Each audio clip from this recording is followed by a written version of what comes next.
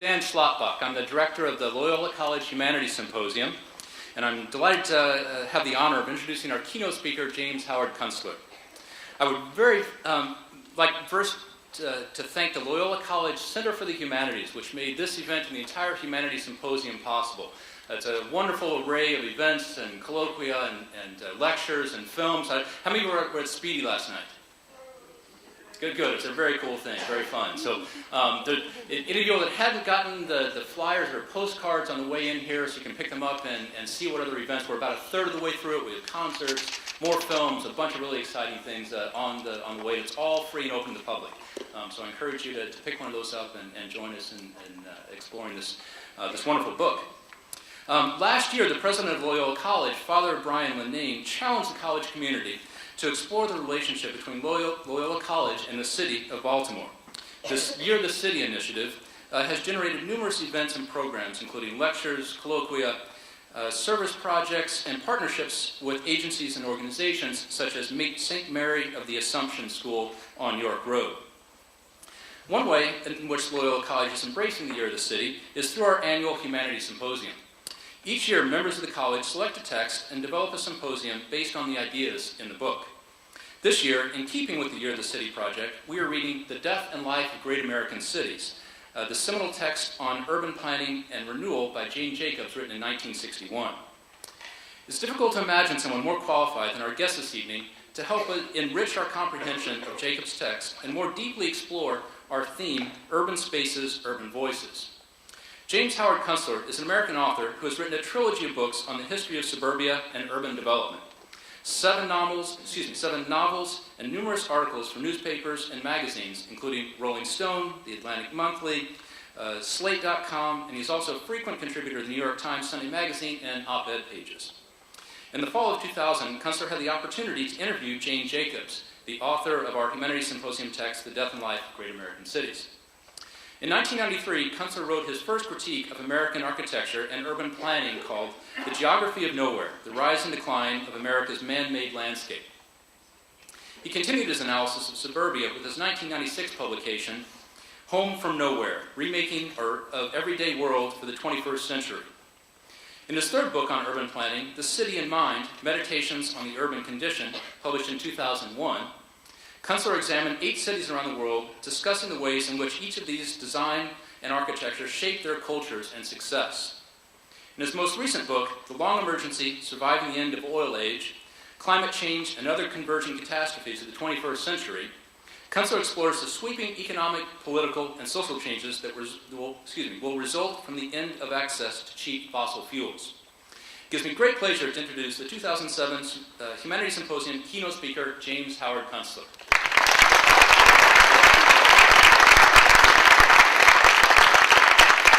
Thank you. It's a pleasure to be here. And we have a lot of ground to cover tonight. Do I point that back here at you? Oh, good. And this is sort of going to be a two-layered talk. Part one is going to be, we're going to be going from the macro to the micro, so to speak, from the world and some of its problems to the nation and some of our psychological problems, and to the city, the question of the city itself. I did have that meeting with Jane Jacobs a bunch of years ago, not too long ago, and it turned out she was a great beer drinker. She loved to sit around and drink beer. In case any of you think that she was a stuffy person, she was really a great person. And it's sad that she's gone now, but she lived a long and fruitful life. My book, The Long Emergency, is concerned very much with the global oil predicament, which is also our national oil predicament, and especially with its implications for how we're going to live in this country and how we're going to behave. And I'm not going to give you like the whole technical rundown on the oil situation, but I do want to run through some of the preliminaries before we get to some other considerations. And I want to talk about some of the psychological implications of that. So we are in trouble with oil and natural gas, its little cousin.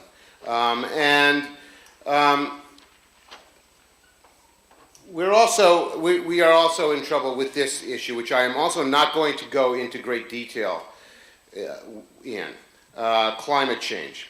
And there's probably no one in the room who is not familiar with the issues and arguments around climate change. And the climate change problems are going to obviously ramify the global energy problems. And they're going to be mutually reinforcing problems that are going to make all of our problems that much worse. But I'm not going to dwell on it for now. This is sort of a schematic diagram of the history of the American oil experience or adventure. And just to give you an idea of where we're at now, we've come all the way up the great bell curve to the height of our oil production in 1970, and now we've come down this far. We've actually used up, something like between 70 and 85% of the oil that we ever started with. And we are now importing 2/3 of the oil we use, and every year we produce less oil. We're now at the height of American oil production, we were at just under 10 million barrels a day of production. We're now at about 7 million, including things like condensates and other things besides conventional crude, and we're on our way down. I skipped one here. Excuse me. I'm new with this particular model. So anyway, here we are in the United States. We're here now, and we use about 7 billion barrels of oil a year, the way we're living now, and we have about between 25 and 30 billion barrels left. So if you do the math, if we weren't getting the oil from all the places that we get it from where they don't like us very much, we would be out of business. Walt Disney, Walmart, and the interstate highway system would be out of business pretty soon. And this problem is aggravated by the fact that the world is now approaching its all-time oil production peak, and it kind of mirrors the experience that we had with our own oil. And I actually screwed up the explanation of this. I'm really sorry about this. I'll get in the groove. Don't worry. We were at 10 mil. We were just over 9 million barrels a day at our height. Here's the laser, and we're now just under 5 million barrels of conventional crude. We also produce some other liquids that are not regular crude.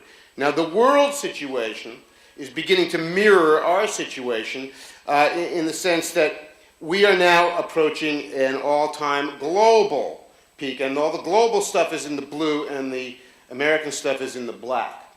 So global peak oil appears to have been at about just over 84 million barrels a day. And that appears to have been reached around May of 2006. And the month-by-month figures suggest that we are now on the downside and we're producing less and less, and not because the Saudi Arabians want to produce less, but because they're unable to produce more. We're also there are all sorts of other strange little problems lurking in the background that the public's generally unaware of and the media is not covering. One is that as we reach the point in the oil peak and going over the oil peak, the amount of exports that we're getting from the exporting nations is going down at an even steeper rate than the depletion rate. And it appears that the export rate is going down at about 7% a year now, since 2005. It's still a little bit early to see in the rear view mirror. And the reason for that is that the oil exporting nations, like Saudi Arabia, are not only producing less oil themselves. Saudi Arabia went from producing about 9.9 million barrels a day in 2005. Now they're down to 8.4. So that's a significant loss in daily production. But they're able to export less because their own citizens are using more oil. And that is going to be uniform for all of the exporting countries. One of the one of the ones we really need to be concerned about is Mexico. Mexico is, I think, has been our number 2 supplier. That's where we get the second most of our oil imports from after Canada. And Mexico's oil industry is organized around a single gigantic field, the second largest oil field ever found, called the Cantarell Field. The Mexican government declared that it was officially in depletion last year, and it's depleting at a very, very steep rate of about 15% a year. And that's the minimum figure. It may actually be more. Meaning, in 5 or 6 years, it's totally toast. It's out, it's done. And one of the problems with that is that we are not going to get any more oil from Mexico, our number 2 supplier. They also happen to be a supplier that's right next door. They can send their oil to us by pipeline rather than tanker. So that's been very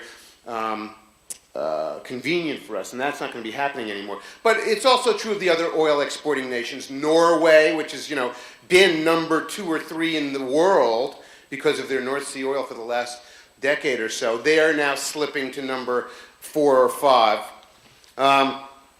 It's true for Indonesia, which was an OPEC member and has been a great source of oil for Royal Dutch Shell for over 100 years, and is now a net importer of oil, and so is the United Kingdom. England, the United Kingdom, I guess more properly, the United Kingdom had the North Sea oil bonanza for 20 years. They were net exporters for 20 years. They thought it was going to go on forever. They heavily suburbanized England, and now they're turning around and they've discovered that they don't have very much oil left, and they're going to be in a lot of trouble, in some ways the same way we are. Anyway, that's sort of the background on this. A couple of other things. Proportionately, more of the oil that's left that is in production is heavy or sour crude as opposed to light and sweet crude, because we found the best and lightest and sweetest oils first. They were the closest to the ground. They yielded the most, closest to the surface. They yielded the most gasoline. And now the oil that we're getting is proportionately harder to refine, gives you less gasoline, comes from more forbidding and remote places or from places where they don't like us. So there are all these problems associated with it. And the bottom line is this. We have a problem with oil. It's not going away. It's going to get worse. And the main thing is that once you go over the hump of peak and start heading down the slippery slope of depletion, the problem is that the complex systems that we depend on for daily life, that we have spent a century assembling and designing and putting together, everything from the industrial agriculture system with all of its inputs and fertilizers and giant machines, to the retailing system with the warehouse on wheels and the giant box stores, to the suburbs, which are, is our living arrangement system. Everything about our daily life, even our school system with the far-flung, centralized schools where the students have to come from these 50-mile pupil sheds in the yellow school bus fleets every day. Everything we've designed and assembled to run our country this way is now going to start destabilizing as we get over the oil hump, and it's going to have tremendous implications for how we live. And I'm going to talk about that in some detail as we go along. I bundled up these problems into this phrase, the long emergency, to sort of find a shorthand for it. Okay. A statement made by the Vice President. And, I want to make it clear that I think that a lot of the things that I'm going to describe to you, including a lot of the jokes I'm going to make at other people's expense, we really have to understand that these things proceeded largely from good intentions. The whole suburban fiasco was not created by the devil. It was created by people with good intentions. And the whole thing is really very unfortunate. But it's important to understand that, we weren't terrible people. We didn't do this because we're malicious or bad, but it is what happened. So here comes Vice President Dick Cheney after this traumatic incident. The 2 airplanes come and knock our skyscrapers down. Whew, very traumatic. and the American people need reassurance. So, the politician comes out and makes his statement of bravado. Our way of life is non-negotiable. There's a little problem with it, though. So, I mean to point out that it's understandable that he would say that, okay? The public needed to be bucked up. The trouble is, though, is that it doesn't really comport with the way the world works. Because if you don't want to negotiate the stuff that is happening to you, the world automatically assigns a new negotiator for you called reality. And then it negotiates the stuff that happens. So if we don't negotiate our stuff, we're going to find that our problems are going to get out of control, and we're going to be in worse trouble than we would have been if we took the responsibility to negotiate them. Now, this is something that lies at the bottom of our predicament.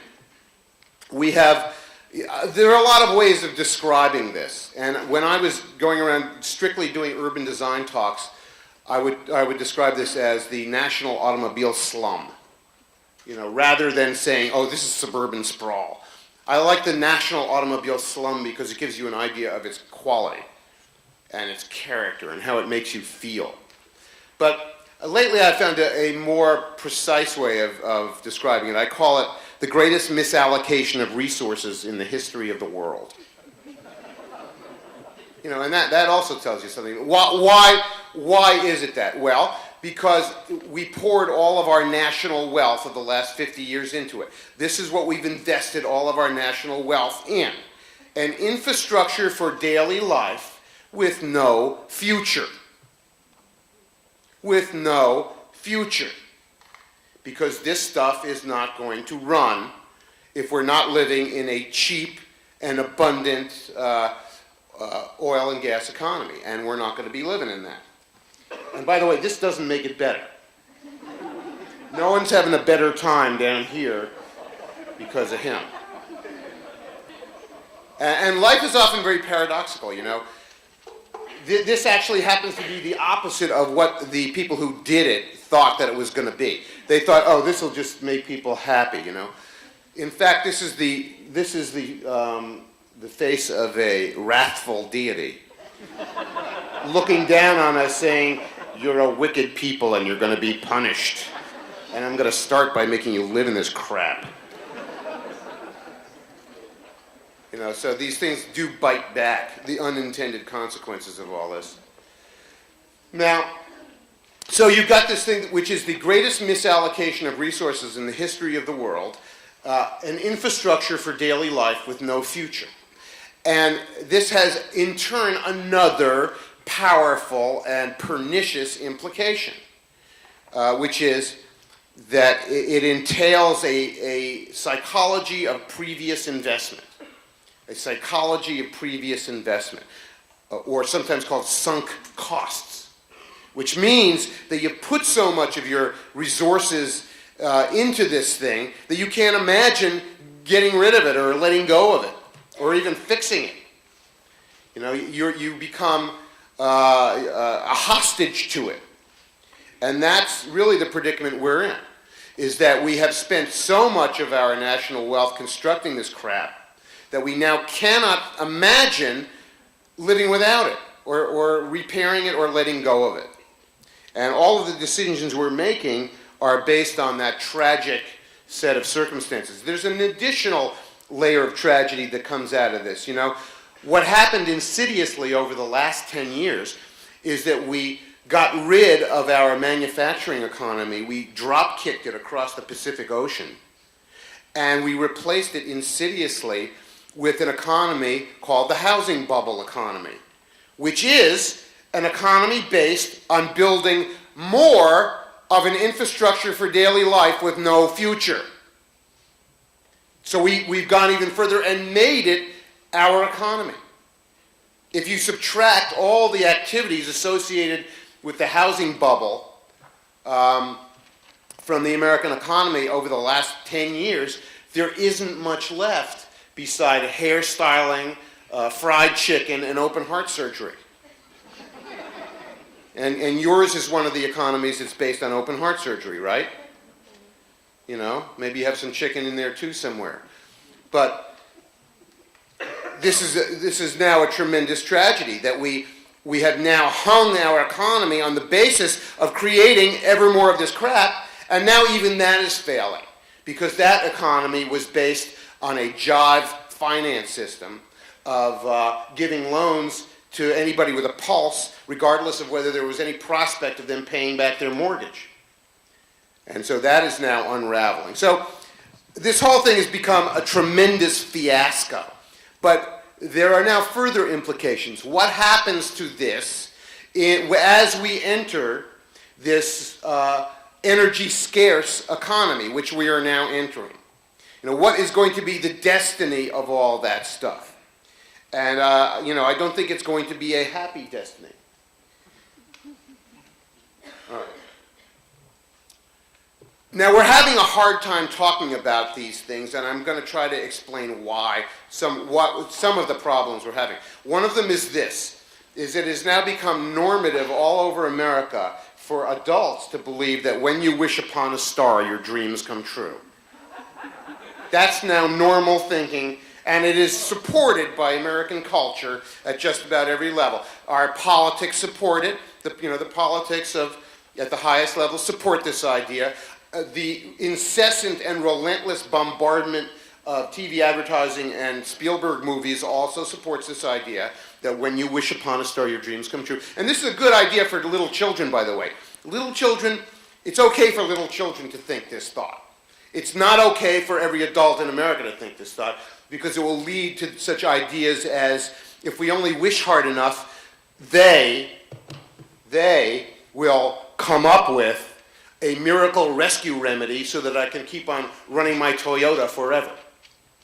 And that's where our heads are at now. And we're not able to really think realistically about what we're going to run our country on.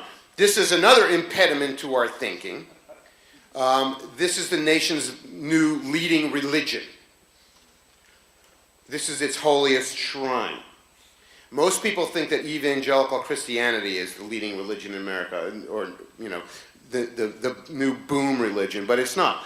The leading religion in America is the worship of unearned riches. And it's based on the idea that it's possible to get something for nothing. And that's what we believe all over America. That's why gambling is normative now. And by the way, I hasten to point out that it's perfectly normal and okay for the evangelicals. I don't hear them complaining about it. Have you seen the commercials on TV for Las Vegas? What stays here? What happens here stays here. What do you think's happening there? You think people are reading Proust by the pool, or Well, I'll tell you what they're doing. They are, they're pissing away their grandchildren's college educations, and they're hiring prostitutes. And that's okay with America, including the evangelical Christians. And it's not okay. And it's one of the things that's getting us into trouble, because it's not okay for a nation of people to believe that it's possible to get something for nothing. That is a very dangerous idea for a society to adopt as a whole. And that's where our heads are at. And that's especially where our heads are at with alternative fuels.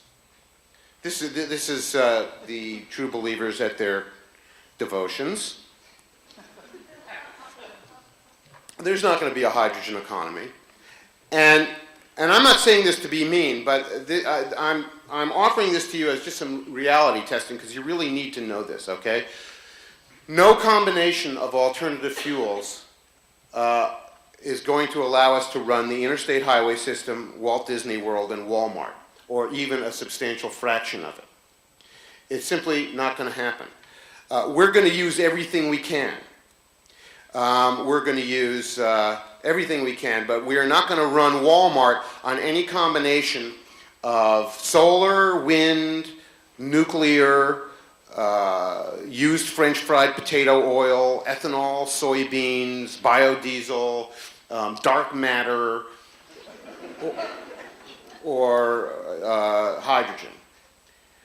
And the key to understanding really what this means is that we have to stop wishing for stuff and get busy making other arrangements for life in this country. And that's exactly what we're not doing. And we have to get very serious with our leaders, because the leadership at all levels in America is failing us. You know, don't make the mistake of thinking that it's only your political leadership that's failing. It is failing, and it's failing very badly. And it's failing on both sides of the aisle. And I say that as I pointed out 17 times today, as a registered Democrat, you know. But we need to get this message to our leaders in business and the media and government and education, because we don't have any time to lose in making other arrangements. And that's the key to what we're facing, the need to make other arrangements. One of the interesting delusions that's going around now is the idea that technology and energy are the same thing. And if you run out of one, you just plug in the other, you know? And I saw a really marvelous illustration of this last year. I gave a talk at Google headquarters in Silicon Valley. And it was fascinating because, you know, this is the highest level of high-tech corporate enterprise in America, this fantastically successful company. So they invited me to give a talk there, by mistake. And so I went to their headquarters, and it told me everything I needed to know about where our heads are at in corporate America right now, okay? The Google headquarters is tricked out like a kindergarten, okay? The whole giant building is full of knock hockey sets and foosball games and video consoles and lucite boxes with gummy bears and yogurt-covered pretzels, you know. It's like kindergarten. And I went in and I thought, wow, this is interesting, you know. Look at all this stuff here. And then the audience came into the auditorium, and they were Google executives and engineers at the highest levels, right? And they were dressed like skateboard rats. You know, like vice presidents, you know, with sideways hats. You know, top executives with their ass crack showing. Their shoelaces dragging behind them, you know. And then I began to understand, oh, now I get it. American corporate enterprise is infantile, okay?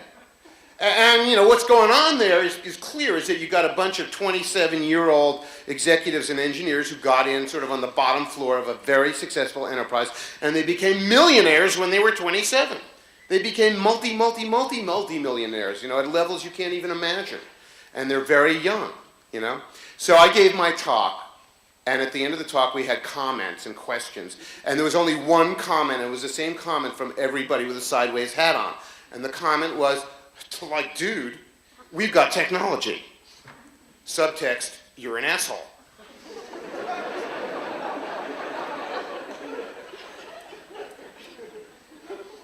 Because they think that they're identical. Because their adventures in technology and computer technology have been so successful personally for them, and made them millionaires and given them fantastic lives, that they can't imagine that technology will not rescue Walmart, the interstate highway system, and Walt Disney World, and all of its furnishings and accessories. So, you know, I couldn't persuade them that that was not the case. But look it, you know, these things are either going to run on liquid hydrocarbon fuels, or we're not going to have an aviation industry. It's as simple as that. You know, technology and energy are different. They're not the same. They are associated with each other and in some ways reliant on each other, but they're not identical, and you can't switch out one for the other. So we're going to have to get over this idea that technology is just going to rescue us from this problem. And we're not there. Why? Because we're wishing on a star to get something for nothing. You know, virtually all of the so-called renewables are basically net energy losers. And once again, I want to be very clear. I'm not saying we shouldn't do these things. And I'm not saying we shouldn't fabricate these things, make them, manufacture them, use them, and we're gonna be disappointed about what they can actually do for us. What they can actually do will prove to be very limited. We will probably not use them in the way that we're fantasizing about it now.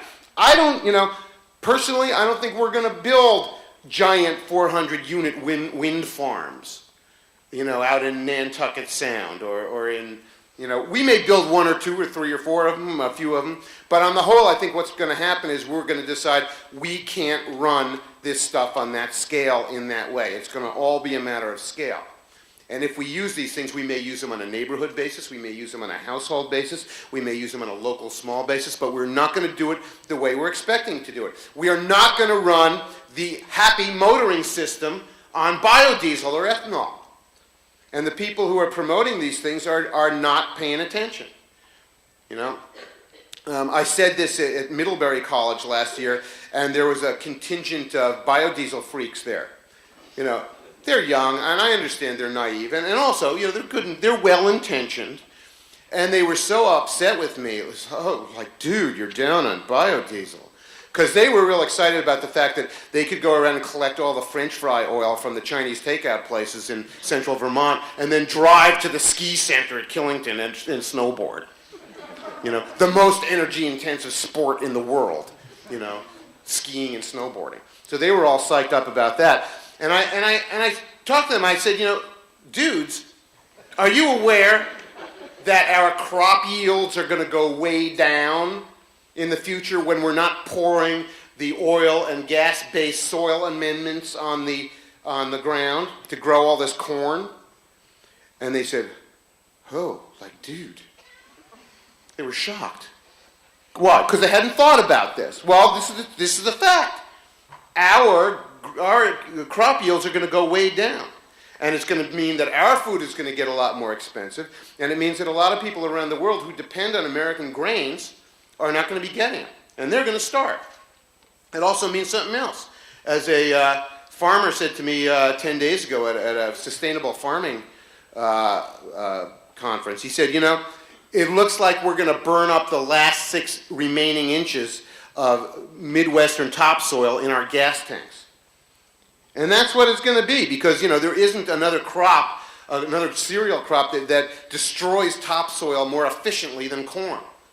And that's where our heads are at now. So we probably should use as many of these things as we can. We're going to need small engines to do things. But are we going to run the interstates? No, we're not going to run them on those things. And if we don't have the liquid hydrocarbon fuels, we're not going to have an aviation industry, period. And this leads to really the key point from this part of the talk, which is that we got to find something else to talk about besides how we're going to run all the cars by other means. Because that's all we're talking about all over America. That's all the politicians are talking about. That's all the intellectuals are talking about.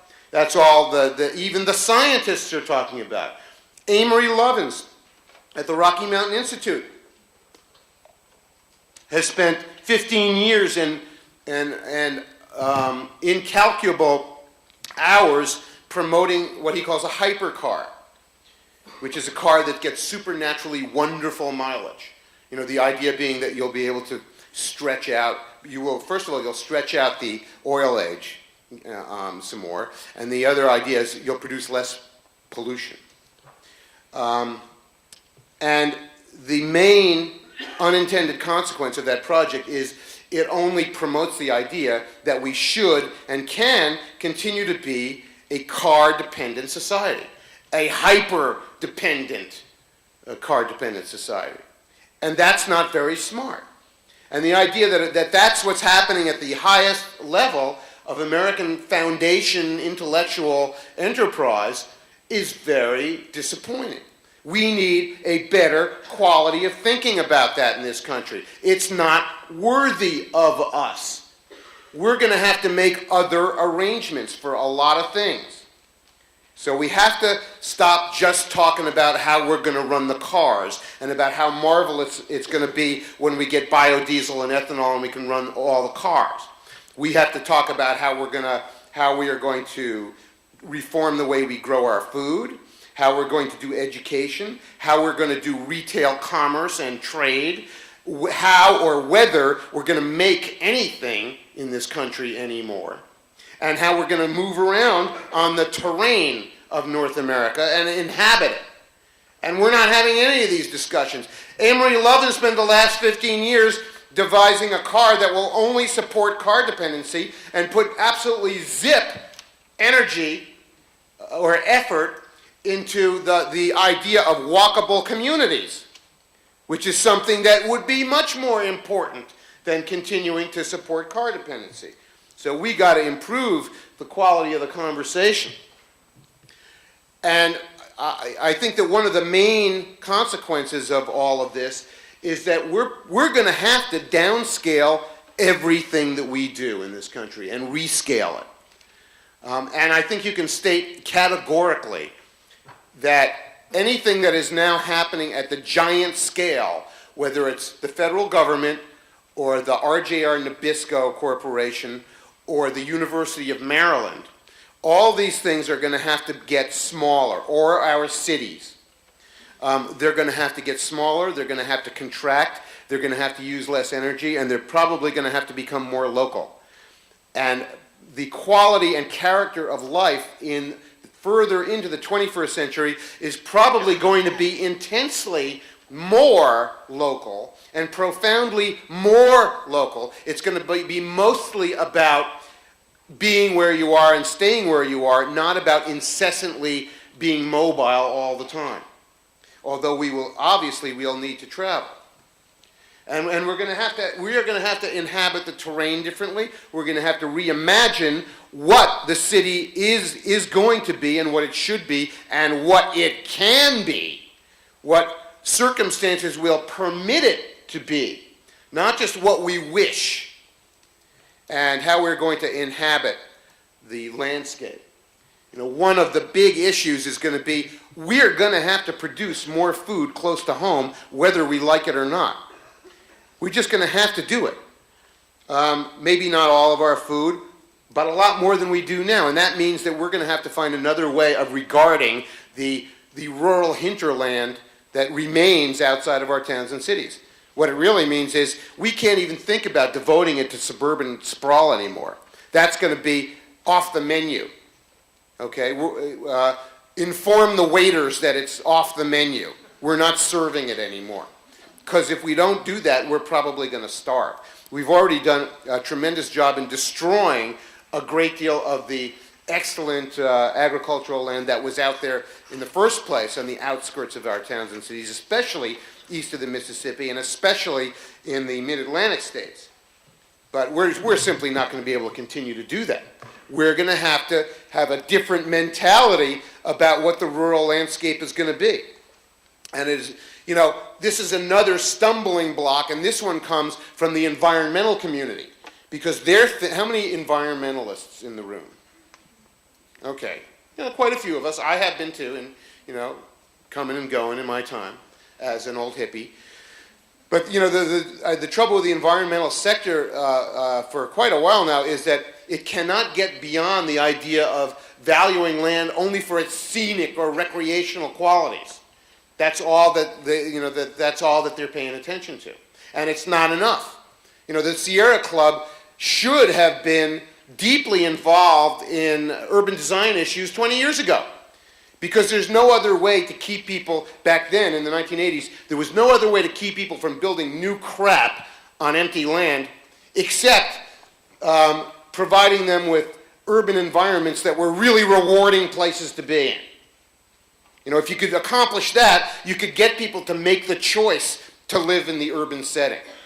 But Americans simply wouldn't do it, and the Greens were part of the problem, because they all wanted to live 38 miles outside the city too, and enjoy the urban amenities being connected by the umbilicus of the SUV. So that's been a very unsuccessful thing. We have to regard the remaining rural landscape as necessary for active and intense production. And I think that that's going to make a tremendous, it's going to cause tremendous changes for us. For one thing, it will cause a lot of social changes. The kind of farming that we're probably going to have to do in the future will require more human attention and labor. But it will require attention at all levels, from labor to even to management, everything in between, including what are called the value-added activities, which are the products that you make locally with the stuff that you make. Like, and this still happens in other countries, by the way, where they make the cheese in the same place where, you know, where the cows are. And they take the grapes and they make value-added products out of them and stuff like that. One of the problems is that this long emergency, this transition we're going to go through, which is not going to be an orderly transition, is going to create a lot of economic losers. You know, a lot of people who are in jobs and occupations now that aren't going to be there in 10 years. And what I think we're going to see is that agriculture is going to come closer to the center of American life, economic life, than it has in a long, long time. Really within the memory of anybody in this room. And many more people will have to be employed in it than now. And it's something we simply can't imagine. It's so far out of the box that we can't even consider it, but it's probably going to happen. And it's probably going to cause a lot of friction in the social relations between the people who retain valuable land and ownership in land and the people who are dispossessed, disentitled, former middle-class suburbanites. So that's something we're going to have to pay attention to and watch as it develops. What is the city going to be like? Well, you know, I don't think we are not going to replay the 20th century. In fact, I think what we'll discover is that the 20th century was this really strange anomaly. And look at these ideas, look at the vision of the future. You know, from early in the 20th century, we thought that the future was going to be all about having, you know, skyways between the buildings, and the buildings would be the size of Mount McKinley. And that didn't really pan out. In fact, if you go, most of the cities in America today, you know, and Baltimore is on the list, you know, if you took somebody from 1923 and said, what is the city of the future going to be? They'd say, oh, it's going to be this shining, miraculous, you know, thing. But if you had actually taken them to St. Louis in 1982, or Baltimore, you know, in 1995, or Philadelphia, or Kansas City, or, you know, Columbus, Ohio, and showed them what actually happened to an American city, it would have blown their minds. And I think that what we're going to see with the American city is that it is going to have to contract. That the great, giant, humongous metropolises and metroplexes that are familiar to us today are simply we're not going to be able to run them on a lower energy diet. And something is going to have to happen, and they will probably, in the natural course of things, contract. Now, my guess is that they're going to contract, they're going to densify at their centers as they're contracting, and along their waterfronts. This will probably be the natural course of things. But again, it's liable to not be an orderly process. It may involve a certain amount of pain, economic pain, maybe violence, strife between ethnic groups. It's really very hard to say. But I think they're going to get smaller. I think the successful cities will be the smaller ones, the ones that can get smaller successfully, and the ones that were small to begin with.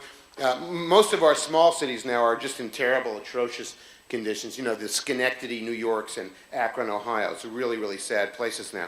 But the cities in America and in the world uniformly occupy important sites. They're where they are because there's some good geographical reason for them to be there. Baltimore has this magnificent multi-dimensional harbor, several harbors really, plus the Chesapeake Bay.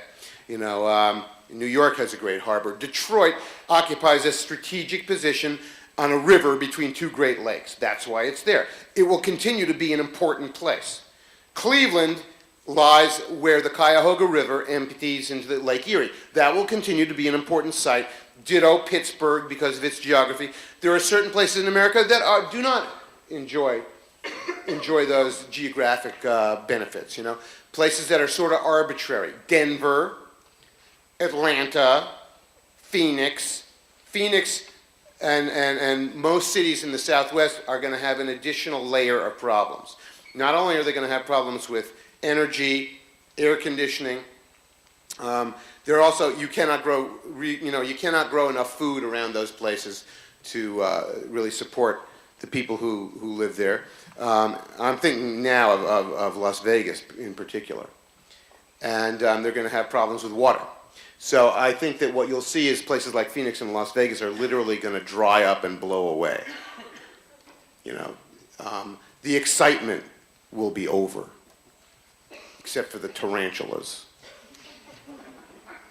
And it's very ironic now that you know, in American planning and development circles, people actually believe that Las Vegas represents the city of the future. And it shows how delusional we are, because it is absolutely the least likely candidate in America to be the city of the future. So that's where our heads are at, that we're even thinking about that.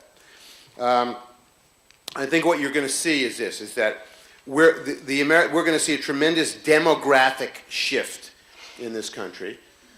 The cities are going to get smaller. The ones that are composed, the more they're composed of suburban fabric, the more unsuccessful they're going to be. And by that I mean Atlanta, Houston, Orlando, places that are composed of little more than cul-de-sac subdivisions and strip malls are going to be in tremendous trouble. And the places that still retain a remnant or a residue of the pre-automobile urban organism, they will do better. One final thing, you know, as far as Baltimore is concerned here, we've developed this other idea that waterfronts are only good for condominium sites, picnic grounds, bike paths. We're going to discover the hard way that we're going to have to revive maritime trade in this country. We're going to have to bring the waterfronts back into operation, and it's going to require all the infrastructure of maritime trade, and that means piers, warehouses, and crummy accommodations for sailors. So, you know, anybody, you know, who's a city planner in this room, or who knows one, you know, who thinks that the future is going to be all about condo sites and picnic grounds and bike trails, really has got to change their mentality about this, because we need to reactivate the waterfronts, or we're not going to be able to move things. You know, we're going to have real trouble moving goods. Okay, this is very, very important. We have to revive and restore the American railroad system. Okay? There's no other project that we could do right away that would have a greater impact on our oil use. We once had a railroad system that was the envy of the world, and now we have a railroad system that the Bulgarians would be ashamed of. So we got to do better. It's not worthy of us, but it's also terribly important from any practical point of view that you could imagine. This is a project that we can do. We don't have to reinvent anything. You know, there are people all over this is another layer of delusion. There are people all over the U.S. now who are militating for high-speed rail, you know. Well, it would be nice if we had high-speed rail like they do in Japan and Germany and China, okay?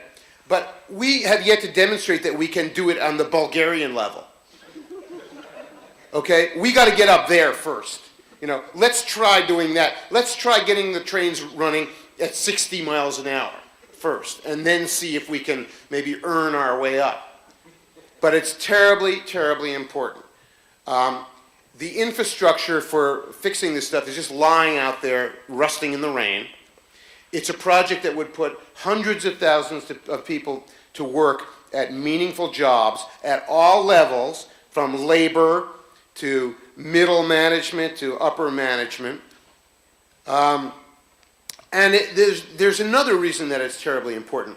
It's one thing that we could do now as a nation, collectively as a group, that could demonstrate to ourselves that we were competent, that we had some ability to deal with the problems that we face, that could give us a sense of confidence to go on and do all the other things on the long to-do list that we got to get started doing to carry on this project of being a civilized country.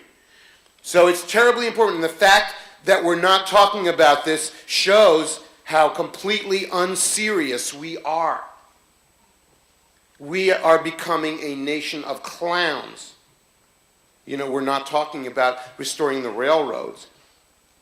It's just amazing. So we got to get started on that right away. It's very, very important. So this is going to be over with. You know, we're simply not going to be able to do it anymore.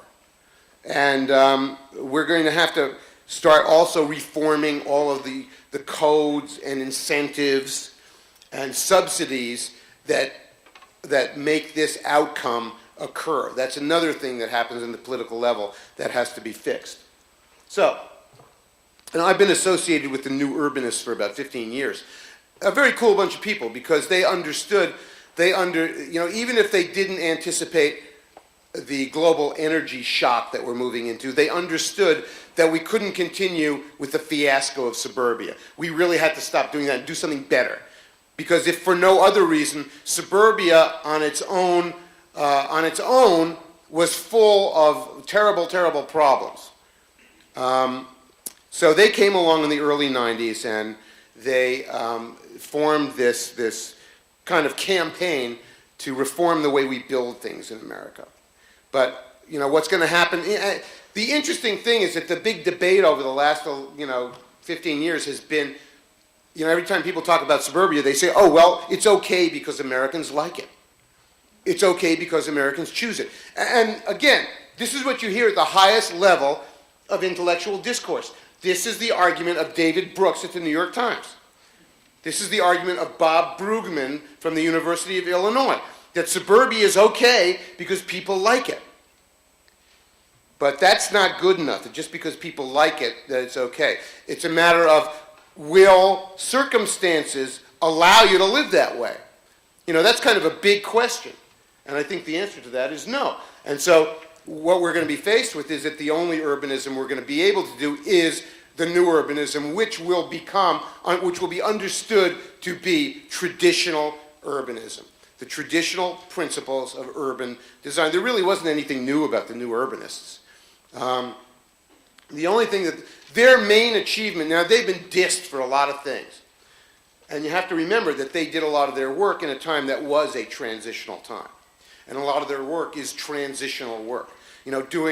Doing greenfield developments that were better than the cul-de-sac subdivisions. And they were. Many of them were much better than the cul-de-sac subdivisions, but they were still greenfield subdivisions. They were still destroying land that we're going to need for other things.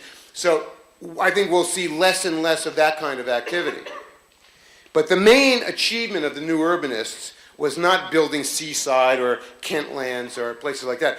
Their main achievement was that they dove into the dumpster of history and they retrieved all this lost information and principle and methodology for designing and assembling places worth living in, which we had thrown in the garbage because we figured we didn't need it anymore. We were above that. We had traffic engineering and statistical analysis, because that's the kind of people we became after World War II. And it wasn't enough. And we are going to need traditional urban design and the principles of it, and we need to understand what it's about. And one of the great sources for understanding this has been the work of Christopher Alexander, his seminal book, A Pattern Language, his other, written with colleagues, by the way, with other people. His other seminal book, The Timeless Way of Building, and his latest 3-volume opus magnum, The Nature of Order, which seeks to explain what it is in our built environments that really provide us with true value, that really matter, that really connect with our humanity. And I think that Christopher Alexander was really correct and came down to the core of the issue when he described the process that allows places to be either dead or alive. Places either come to life or they don't come to life. Places either represent aliveness or they represent deadness. And so much of the stuff that we've built in the last 60 years represents deadness. Because we took those principles, we took all that understanding and all that knowledge, and it wasn't the garbage. We couldn't access it. We didn't understand how to do this stuff. We didn't even understand, the difference between this and this. This is downtown redevelopment in Glens Falls, New York, in our time, okay? They want it to be this, but they got a few things wrong. What did they get wrong? Well, first of all, they didn't understand that the retail has to be on grade with the sidewalk. See, it's on grade with the sidewalk here. You don't need any kind of heroic equipment to get into the restaurant or the store. Even if you have a wheelchair, you just go in. But here, they decided to make the building sporty, so they popped it up half a story, and then, oh, guess what? Duh, you need a $50,000 handicap ramp, which then becomes an impediment to a barrier, an obstacle between what goes on in the stores and the traffic on the sidewalk, the theoretical traffic, because it's not there. Nobody will ever walk in this block as long as it remains like this, right? But here, there's a relationship between the people and the storefronts. You know, they pass by, they look in the storefronts, they see if there's something there, maybe they go in and buy it. Maybe they like the way the restaurant looks and they're thirsty and they go in and they have a beer. So this works. And you know, apart from being beautiful in a very simple way, you know, not using any devices of architecture that are particularly spectacular. And this is a complete failure. And then to make ourselves feel better, we put a little cartoon of nature there to show everybody that we're green, that we care. You know, this is not good enough. And this is another thing we have to overcome. This is a result of our adventure in suburbia. We became so confused about what was the city and what was the country, what was the urban and what was the rural, and we did the urban so badly that by the late 20th century, whenever we had the opportunity to try to repair a mutilated urban place, the default setting for repair was nature. Okay, you got a problem with the urban fabric, put in a juniper shrub. It never occurred to these people to maybe design a good building, you know? And by the way, notice, complete absence of green. You know, these people aren't running around saying, oh, we need green space, we need green space. They understand that the hardscape of their city is beautiful and rewarding, and they don't need to put a nature Band-Aid over it, you know, to pretend that they're good moral people because they admire nature. So that's not good enough. My town in the last 5 years has gotten a lot of urban redevelopment, and it's kind of interesting to see the kinds of things that happened there, kind of worth discussing. One of the things that's happened is we have gotten a lot of infill. The buildings are not great architecturally, but urbanistically they're beginning to really come back to a pretty high standard of the attitude of the building towards the street is getting a lot better, even if the buildings themselves are fairly mediocre. They're large buildings. They do have one big technical problem, though, and this is another thing that we're going to have to overcome. The developers are putting individual gas-fired furnaces in all of the units, okay? They don't have central heating. Individual furnaces in all the units. We're going to have unbelievably bad problems with our natural gas supply in the next 10 years. And so if they don't retrofit these buildings in 10 years, these buildings are going to fail.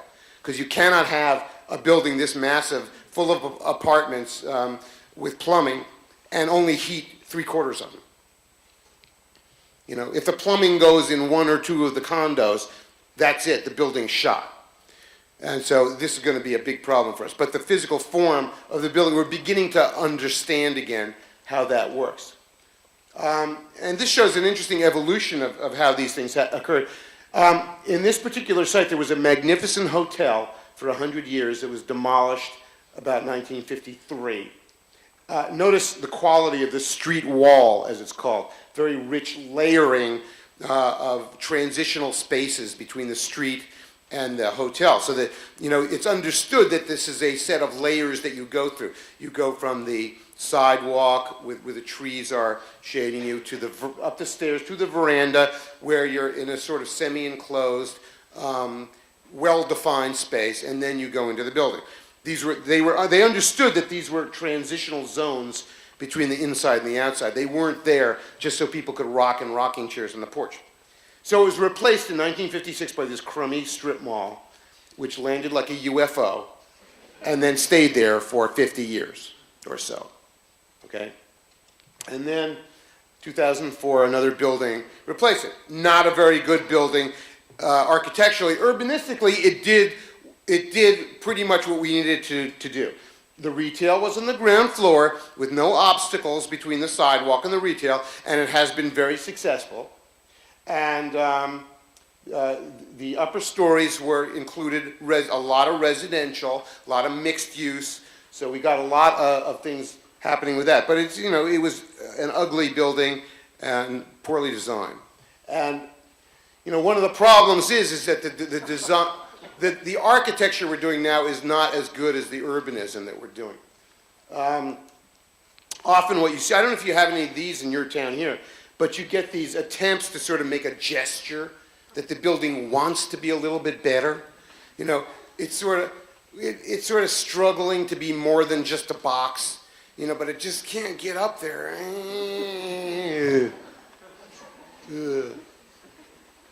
And sometimes I think that we should change our national motto from E pluribus unum to it's the thought that counts. Because we're full of good intentions, but we just can't get there, But in another sense, if any of you are architects in this room, I think what you're seeing is again, a slow and painful transition, going from a condition of being really completely inept to trying to develop a few skills again. The kind of buildings that we did before the year 2000 were just so uniformly horrible. There's all, like 99.9% of them were just complete failures. And now we're beginning to discover that there's such a thing as breaking the envelope of a box and ornamenting buildings and doing it in a meaningful way, but we're not very good at it yet. It's going to take a while. There is a whole rich history of how you design the tower and bring it to life by allowing people to live in it, or to work in it. One of the problems with this is that, they put these towers on these buildings, but they're not inhabited. Nothing goes on there. This would have been, I'm sorry to go back again, this would have been so much of a better building if they had actually popped this up another story, put a room in there or a couple of rooms in there and had them lighted at night so that on a winter night when you walk down the street you would look up at that magnificent room and you would think, wow, that must be a magnificent room up there with someone having a wonderful experience in that magnificent room. But you don't think that with this. All you do, you look up there and you say, eh. But that's where we got to get. We got to get back to the point where these things actually are inhabited. An interesting problem is that we have now introduced all these rules and regulations and codes for design review in our culture, and it produces an absolutely horrible result. These were buildings that were all designed with absolutely no coding, no rules, no regulations, nobody browbeating the developers to make it a better building, and yet they came out, they were beautiful buildings. Why? Because this was a culture in the early 20th century, late 19th century, where developers didn't dare put up a building that was ugly. It simply wouldn't be tolerated by their peers. And so they did it, and they still retained the skill to do it. So you've got these incredibly beautiful, well-proportioned buildings that were generous to the public spirit and generous to the public realm and gave you something to look at and gave you some beauty to participate in and some rhythm and pattern to enliven your experience on the street. And there were all kinds of buildings. They were in some ways very prosaic, mixed-use business and residential buildings, a hotel in this case, and a school in this case. These are all in Troy, New York, by the way. Here, you see what happens with these tremendous multi-layered codes. We have the design review board in our town, which goes to just unbelievable length to review and vet all of the submitted designs for the new proposals for the buildings. And yet, with all of that attention, they absolutely are incapable of producing anything of quality. So you get a situation like this where the crummy senior housing is identical to the luxury housing for tourists. This is housing for impoverished elderly people who can't even pay the rent. And this is housing, temporary tourist housing for zillionaires. And there is typologically no difference between the two. Why? Because we don't care. We don't care if the windows are the same quality as windows on a forensic pathology lab. And why is that? It's simple. We don't have standards on our design review board, and most design review boards don't have standards. How many people are architects in this room? Couple. How many people are involved in like design review or zoning and planning and that stuff? Okay. Well, generally, what you get in America is we don't have standards. We don't have standards of excellence, like criteria for what's good and what's not good. What we have is mood or taste or vague promptings about style. Okay, and that's not enough. That doesn't get you excellence. That gets you, different people. If some guy fought with his wife, during dinner before the design review meeting, he comes into the meeting and says, "Oh, I don't like your Greek revival building. We're not allowing it." And that's different from having standards which state things like the windows must be vertical or square, they cannot be horizontal. Those are the kinds of standards and rules and norms that will get you a good result, but we don't believe in that. And we got to start doing that if we're going to have design review. This is an interesting exercise in design review by the people who are the absolute best at it in America, Dwani and Platter-Zyberk at Seaside. And they had a lot of fun with the coding because they realized that if you could tweak the coding in interesting ways, and that's coding, C-O-D-I-N-G. If you could tweak the coding in interesting ways, you could get a magnificent result. And one of the things they said was, well, we'll create a rule that says any 100 square foot part of the house has no height restriction. And that encouraged people to build towers all over Seaside, Florida. So, you could make it as high as you wanted. And there were certain, physical limits and construction limits using lumber that you could do with this. So, but the outcome was you got all these marvelous towers all over the town by tweaking the coding. So if you are going to use coding, you've got to be very careful about how you use it. Well, one of the hang-ups that we have in America now, for the last 10 years, is diversity, right? That diversity has become the Geritol of our time, the sovereign remedy for all the ills of mankind. Is your society not working? Give it some diversity, Well, look at, here you have a case with the highest priced real estate in the world. The buildings are all absolutely identical. Nobody's suffering here in the West End of London because their houses look exactly like the guy next door. Why? Because the quality of the ensemble as a whole and the unity of design is so powerful and so excellent. What matters here is not diversity. What matters is excellence. How much excellence is there in a given thing? Not just how much difference is there in a thing. Because the difference can just be all arbitrary difference. Here's diversity at work. You wouldn't believe the debates that we had in the design review board. I'm not a member of it, by the way. I just go as a spectator. The design review board going over this piece of crap proposal from the Marriott Corporation. Their baseline objective is to build the cheapest possible building. So the first thing they do is they hand in an off-the-shelf strip mall design building. That they've built 14 times already in Orlando and San Diego and Las Vegas, That's what they want to do. So they came in and they thought they were going to do the same thing. And the design review committee made them do it 18 different ways. And this was the result was they said, you got to break up the facade. All this red brick is terrible. It's a crime. So the Marriott people said, okay, we'll give you some split block. We'll give you some spray-on stucco. We'll give you some other crap. We'll give you these meaningless picture windows so you can look at the parking lot. We'll give you some iron grill fake balconies. And what?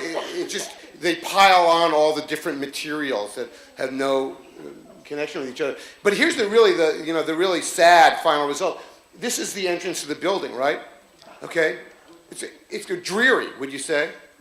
The dreary entrance. Well, it's the rape-o-matic entrance. go in there and like virtually, you're virtually assured of being afraid of being assaulted in there. Because it's so dreary and so dismal that the only people who would hang out here behind these obstacles here are people who, mean you harm. And that was okay with the design review. They were perfectly okay with that, So that's where our heads are at. That's not worthy of us, okay? We cannot afford to continue to be a clown civilization. We got to do better, and we got to think better. Another interesting thing, how design review ended up, they demanded that this building had to be a two-story building, okay? Which I think is a good thing. We should have had a two-story building there at least, because the drugstores all want to put up one-story buildings. So we said, you got to put up a two-story building. And they said, okay, we'll put the second story in the basement. And our design review committee said, okay, that's cool. That's not good enough, and you can't let them get away with these tricks. There are, by the way, precedents for popping up the ground floor above the street. But there's a very special precedent for that. It tends to be in the residential urban house where you want to get the ground floor removed a little bit from the street so that people won't peer into your living room. And that's why the house with the stoop becomes a popular type of building in the urban setting. And sometimes, there are places in Boston where you sometimes have retail going on in this half-submerged basement area. That can happen. But the reason that you're doing that is to get the ground floor of the residential place off the sidewalk. You do not want to do that with a commercial building. It doesn't make any sense to do that with a commercial building. So, this was kind of an interesting thing. This was the proposal for the New Hampton in my town, a similar story to the Marriott, right? They wanted to build a building. Well, basically, here's what went on. The Marriott or the Hampton people had no concept of how the hotel really sort of functioned spatially. So you have the most important bay of the window where the entrance really would be if you were, living in a coherent culture. But instead, this is now the entrance to the hotel. It's like the janitor's broom closet. Okay? You get the windows, from the forensic pathology lab windows. Then you get the Cabrini Green Housing Project balconies. And finally, to bring the whole thing together, you get an escutcheon here, like they put on a cheap bottle of cologne. Kind of an anchor, kind of a heraldry thing, and that's where our heads are at now for quality design in America. It's not good enough.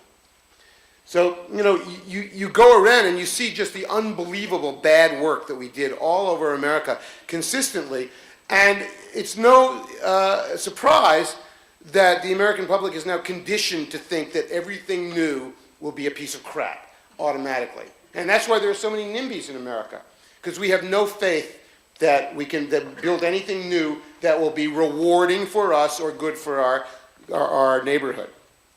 And we once were a culture of people who actually had the expectation that new buildings would be great.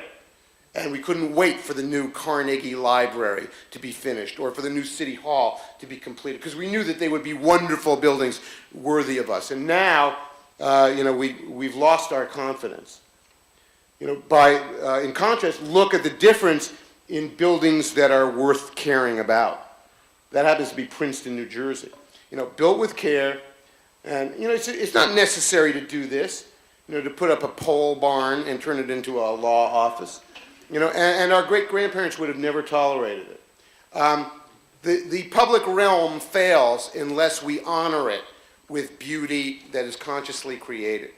Because the public realm fails if it is not clearly defined, well-defined, and furnished with meaningful ornament that tells us who we are, that gives us some idea of where we've come from, and gives us some hope that we can move forward into the future and cope with the future and be happy in the future. And these buildings do not give us that. These buildings deprive us of living in a hopeful future, because all they do is send the message to us that we are inept. And that's not good enough for us. We got to do better. The whole bit, why do we put the ornament on the buildings in the first place? Well, it's not just because we like to decorate things, although, there's that human tendency. But all of these ornamental things that you see here all represent, they're not objects per se, but they represent transitions between things. This balustrade and cornice ensemble on top of this Greco-Roman building is not just doesn't just represent the top of the building. It represents a graceful meeting between where the building ends and the sky begins.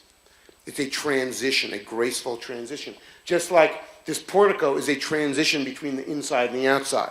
It's not completely inside, and yet it's not completely outside. But it gracefully manages to incorporate elements of both. Okay? Same thing here. And that's what that stuff is for. It's not just there to decorate stuff. And the graceful transitions exist in a condition of hierarchy. On the buildings themselves, classically, they exist in the state of representing the human figure with a base, a middle, and a head, with feet and a trunk and a capital. And you see that expressed in the columns, which have a base and a shaft and a capital. And you see that reflected in the windows, which have a base and a shaft and a capital. And in the building as a whole incorporates the whole idea of three combinations of three things composed in a coherent, orderly, meaningful way. And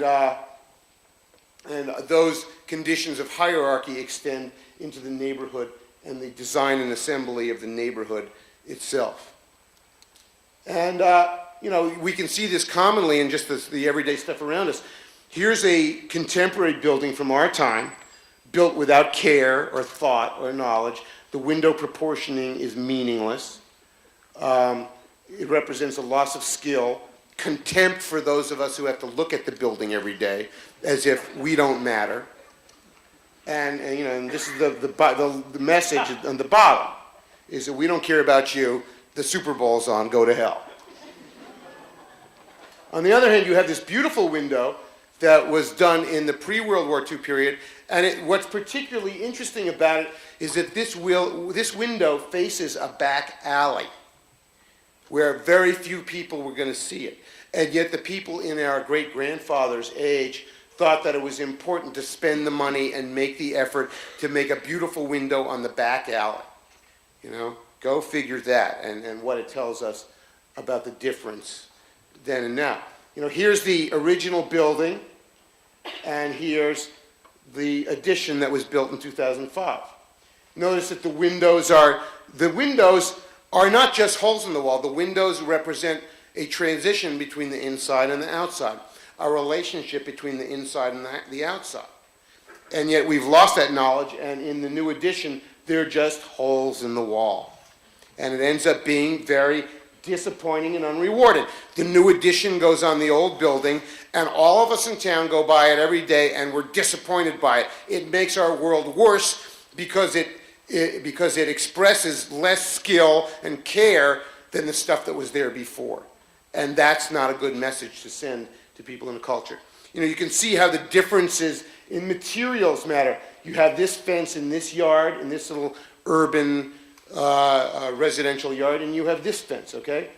This material, chain link, is suited for prisons, dog runs, and scrap yards, in industrial sites. It's not a residential material. Doesn't belong here. But our standards are so low that we don't care. And we make it normative, and we don't yell at the people who put these things up and say, that's not right, you can't put that up. Or create a code which would state, certain materials are not permitted in this district. So those are some of the good things that you can do with codes. This is incredible. The new Sheraton Hotel. They actually had to put this sign here to tell people that this was the hotel entrance. This sign says hotel entrance. Because otherwise, people would think that this was like the loading dock. you know, where they bring the Frymax for the French fry machine. It's not good enough for us. It's unworthy of us, and it's dragging us down. We got to do better. This is another, you know, we created this hotel edition, and you got these weird balconies here, like just big enough for a munchkin. What was that all about? And then what's going on down here? I mean, why doesn't the building just come out all the way, you know? Because, you know, we didn't have time to think about it. You know, this is, if we had a code in our town that said the windows must be vertical, this wouldn't have happened. We wouldn't have gotten this excessively horizontal building. And even, you know, even that could have been. This is one of yours. And I don't know, what's the name of this? Community College, right? Okay, I saw it about a year ago. Look it, there's not enough Prozac in the world to make people feel okay about going in there. Oh, really? They're thinking about getting rid of it. And it's what, like 23 years old? Yeah, well, that's how much people care about it. It's not okay to put up buildings that are unworthy of our affection. And that's what we managed to do. This is really one of the champions in the whole United States. This was what was across the street from my hotel the last time I was in Baltimore. You know, a really rewarding experience going up the street there. What's your reward? You get blasted with the exhaust from the ventilation ducts. You know, what's going through our heads? You know, we have all these vast layers of permitting and we can't even get that right. This was a pretty good outcome, and you know, it's probably finished by now because it was over a year ago. But this is one of the things I think we're going to see, and the kind of things that will be more successful for us. I said in the class earlier, one of the problems that we're going to face in an energy scarce future is that the skyscraper is not going to work too well for us. The skyscraper and the megastructure are going to be big problems. We're not going to be able to run them in an energy scarce economy. And so we've got to stop building them. And one of the things you got to do in Baltimore is not build more giant condominium towers, okay? Because they represent terrible misallocations of resources, terrible misinvestments. We're not going to be able to live in them or use them. So whatever opportunities you have to promote that, you must promote buildings that are 10 stories or under, and preferably under 7 stories, because 7 stories is the absolute maximum for buildings that people can walk up. And we're probably going to have to do a lot more of that. We may be living in a society that does not have exactly the same kind of reliable electric grid as the society we're now living in. We're really near the end. In fact, this is the second to last slide. This is another one of those instances of, you know, what you see in a back alley sometimes coming from 100 years ago. There was no real reason that the owner of this garage, you know, built in the early 20th century, had to put this magnificent little roof on. You know, it certainly cost a lot more money to articulate the curves on this roof and make it work. You know, it required real skilled carpentry. And yet they went to the trouble of doing it on a back alley where nobody was going to see it except for them and maybe the occasional delivery wagon or one of their neighbors bringing a vehicle into the alley. And it's so interesting to see the care that we lavished even on the forgotten places and the leftover places in America. Now you take the most important public places in America, and we put up stuff like that, you know, with no care and no love. And in this era, we put up things that were really worth caring about. So that's it. And the only one other thing I want to tell you, though, and I want you to stick around for this because it's very important. Okay, I know this has been a very difficult message, especially the part about where our economy is going and the difficulty that we're going to have. And a lot of the time, college kids say, can't you give me some hope? Can't you give me some hope? Well, here's the deal. is that I'm not a hope dispenser, okay? You have to generate the hope. It's got to come from you.